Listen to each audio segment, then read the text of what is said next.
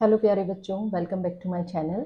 आज हम डिस्कस करने जा रहे हैं क्लास 10th सोशल साइंस का सिलेबस 2026-27 जो आपका लेटेस्ट सिलेबस है। कोई खास चेंज नहीं हुआ है सिलेबस में। 4 आपकी बुक्स हैं, history, geography, civics, economics. History में आपके हम प्री बोर्ड की बात करेंगे। पहले बोर्ड एग्जाम में टोटल आपके 5 चैप्टर आएंगे। फर्स्ट चैप्टर है यूरोप में राष्ट्रवाद, जिसको हम कहते हैं rise of nationalism in Europe. Second, Bharat में राष्ट्रवाद, नेशनलिज्म इन इंडिया। इसके बाद भूमंडलीकृत विश्व का बनना, the making of global world. और लास्ट चैप्टर है मुद्रण संस्कृति, प्रिंट कल्चर। ये 4 चैप्टर आपके आएंगे फाइनल एग्जाम में बोर्ड में। फर्स्ट, सेकंड, फोर्थ और फिफ्थ, ये जो 4 चैप्टर हैं आपके बोर्ड एग्जाम में आएंगे। लेकिन अगर हम मिड टर्म की बात करें तो एक चैप्टर मिड टर्म में औद्योगिकीकरण का युग, द एज ऑफ इंडस्ट्रियलाइजेशन, ये चैप्टर और फर्स्ट एंड सेकंड चैप्टर, ये 3 चैप्टर आपके मिड टर्म में आएंगे।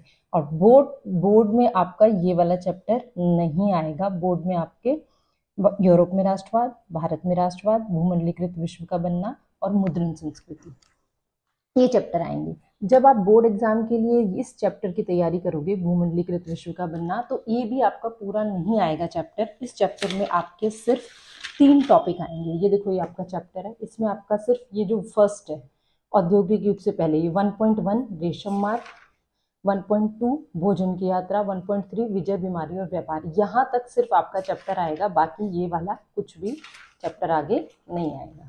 तो आपने हिस्ट्री में देखा यूरोप में राष्ट्रवाद, भारत में राष्ट्रवाद, भूमंडलीकृत विश्व का बनना, सिर्फ 3 टॉपिक, मुद्रण संस्कृति, ये आपके बोर्ड के लिए है। बोर्ड में इस चैप्टर को आप काट देंगे, ये सिर्फ मिड टर्म में आएगा।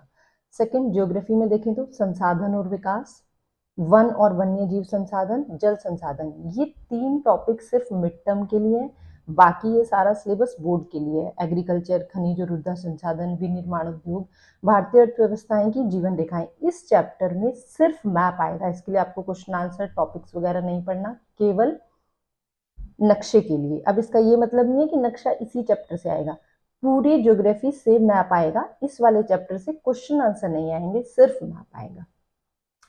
थर्ड आपकी बुक है सिविक्स, राजनीतिक विज्ञान, जिसमें आपके 3 चैप्टर आएंगे मिड टर्म में, सत्ता की साझेदारी, संघवाद, जाति, धर्म और लैंगिक मसले। अगर आप बोर्ड के लिए देखेंगे तो आपके टोटल 5 चैप्टर आएंगे, राजनीतिक दल और लोकतंत्र के परिणाम, ये 5 चैप्टर मिला के बोर्ड में। नेक्स्ट और लास्ट बुक है इकोनॉमिक्स, जिसमें आपके मिड टर्म में आएंगे 2 चैप्टर, विकास, भारतीय अर्थव्यवस्था के क्षेत्र। अगर बोर्ड के हिसाब से देखें तो चारों चैप्टर आएंगे, मुद्रा और साख, वैश्वीकरण और भारतीय अर्थव्यवस्था। फोर्थ चैप्टर में एक चीज और नोटिस करनी है कि ये पूरा चैप्टर नहीं आएगा, इसमें सिर्फ आपको मीनिंग देखना है और इसके कारक देखने हैं। किसके? वैश्वीकरण के।